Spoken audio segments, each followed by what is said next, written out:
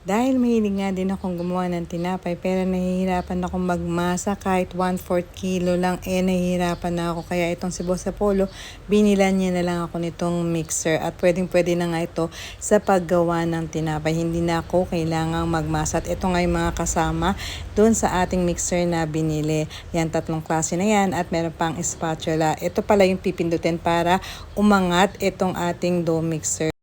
At dito nga ikakabit yung mga hook. Ayan, itutulak lang yan. Siyempre, susundan mo lang yung mga instruction. At meron din yan, ito, hindi nagagalaw itong mixing bowl kasi nakalock din siya. Ayan, meron din siyang araw na direction kung saan papunta. Yung malaking knob para naman sa speed. Tapos itong pinakailalim, meron din yan para mga goma. Kapag pinatong mo doon sa kung saan ka gagawa, ayan, kakapit, parang stopper na siya kaya hindi masyadong magalaw yung mixer kapag ka ginagamit. Mayroon na rin kasamang manual na madali namang sundan. Ito nga mga Spanish bread na to ang kauna-unahan kung pinagamitan ng aking mixer. Thank you for watching and don't forget to follow, like, and share. Bye!